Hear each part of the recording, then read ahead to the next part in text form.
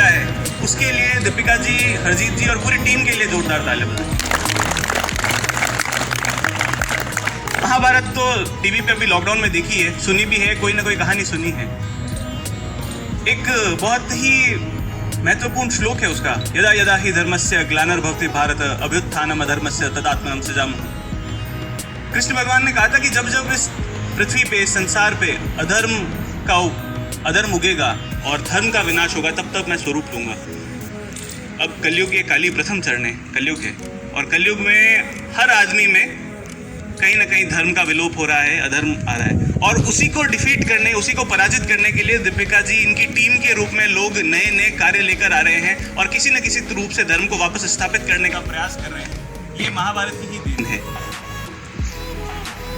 महाभारत से हम सब ने सीखा है। मैंने अभी मेरा जब स्वागत किया, मुझे कृष्ण भगवान की एक तस्वीर दी गई, उसमें हम सब ने सीखा है कि महाभारत में कृष्ण भगवान ने अनेक अलग अलग रूप में, जहाँ ज़रूरत थी वहाँ राजनीति से, जहाँ ज़रूरत थी वहाँ धर्म से, जहाँ ज़रूरत थी वहाँ शास्त्र से, और जहाँ ज़रूरत पड़ी वहाँ शस्त्र से धर्म को स्थापित करने का पूर्ण प्रयास किया है।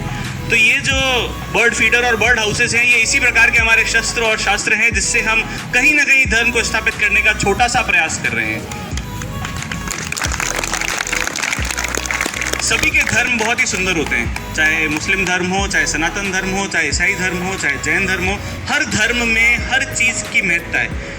मुझे हर धर्म का ज्ञान नहीं है, सनातन धर्म का ज्ञान है, तो सनातन धर्म में बहुत ही सुंदरतापूर्वक हर चीज़ का महत्व बताया गया है। आप साल को अगर अंग्रेजी वर्ष की शुरुआत माने तो मकर संक्रांति से लेकर साल के अंत तक, मल मास की शुरुआत से लेकर हर चीज़ में, हर धर्म में, हर स्थिति में दान, पुण्य और अलग अलग चीज़ों का महत्व बताया गया है। अगर अंग्रेजी वर्ष की बात करें तो हमारा सबसे पहला त्यौहार ही मकर संक्रांति आता है।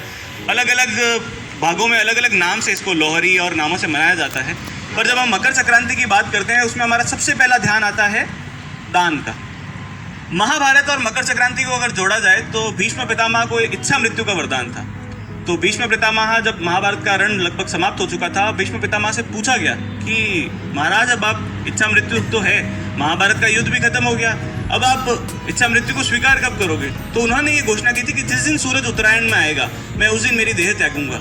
तो ये मकर संक्रांति उसी दिन का प्रतीक है कि जिस दिन जिसको इच्छा मृत्यु का वरदान होता है। अब कलयुग में हमने इतने पाप कर लिए कि हमको इच्छा मृत्यु नहीं मिल सकती, पर जिनको प्राप्त होता है, जिन धर्मात्मा पुरुषों को प्राप्त होता है, उन लोगों के लिए मकर संक्रांति का दिन बहुत महत्व लेकर आता है। और बहुत धन्यवाद जिन्होंने इतनी काम की हमें बात बताई कि हम कहीं पे कितने रुपए का भी दान कर सकते हैं, उसकी कोई वैल्यू नहीं होती कि हम 1 करोड़ रुपए दान दे रहे हैं, हम 100 रुपए दे रहे हैं या 50 रुपए दे रहे हैं। हर किसी के लिए एट द मोमेंट होता है कि अगर कोई भिखारी है, कोई गरीब आदमी है हमारे सामने, चाहे वो किसी भी परिस्थिति में, हमें उसकी हेल्प करनी चाहिए, चाहे वो इनडायरेक्ट और डायरेक्ट वे कैसे भी में हो। इसी चीज़ का मुझे लाइव उदाहरण है, इनके सर के कोर्ट के अंदर ही हमारे एक मेरे चौकी के बीट थे जो सुखदान जी है।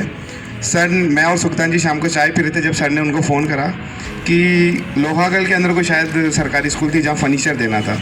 तब मैंने डिस्कशन किया, मैंने कहा सर ने वहाँ फर्नीचर क्यों दिया? बोले यार सर, कभी चिड़ियाओं को दाना डलवाते हैं, कभी फर्नीचर देते हैं।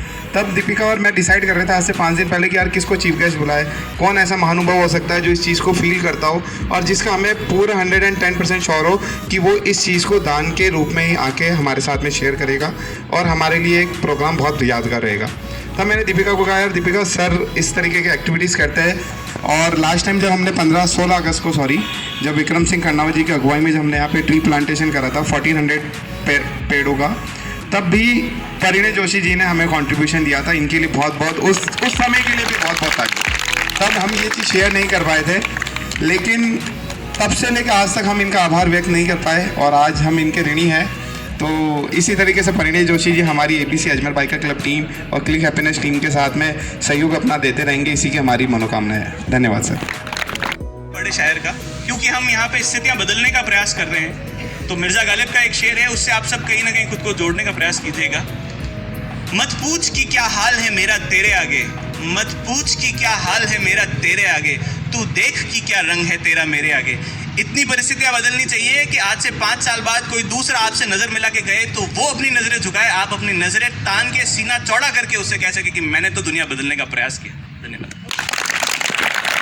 हमें कृष्ण भगवान से सीखना है कि धर्म की स्थापना करने के लिए मुझे कितना भी कुछ करना पड़े, पर धर्म डिफीट नहीं होगा। उसके लिए चाहे मेरा भाई हार जाए, उसके लिए चाहे मेरे कोई रिश्तेदार हार जाए, पर धर्म डिफीट नहीं होना चाहिए, धर्म पराजित नहीं होना चाहिए। तो धर्म की स्थापना करनी है तो हम सबको एक होकर अलग अलग तरीकों से अपने सक्षमता के अनुसार दान करना है, पुण्य करना है, किसी की सहायता करनी है, और हम जिस भी अनुसार किसी की सहायता कर सकते हैं हमें करनी चाहिए। जो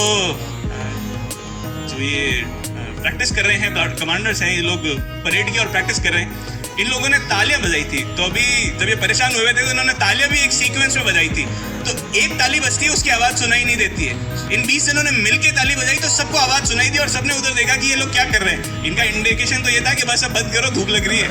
पर जब एक एक करके 20 जने तालियां बजाते हैं तो उसकी ध्वनि मैक्सिकन वेव जैसी लगती है। तो अब अगर हम एक एक जना मिलकर एक एक अपने पार्ट का कुछ ना कुछ प्ले करेंगे तो धर्म कहीं ना कहीं स्थापित होगा। तो मेरी आप सबसे आशा रहेगी कि आप लोग सभी मिलकर यहाँ कुछ ना कुछ करेंगे, और यहाँ नहीं, आपसे जहाँ भी बन पड़ेगा, आप जिस भी अलग अलग जगह पे पदस्थापित लोग भी यहाँ विराजित हैं, आप जहाँ पदस्थापित हैं, जहाँ रहेंगे, जहाँ रह चुके हैं, वहाँ कुछ ना कुछ करने का प्रयास करेंगे।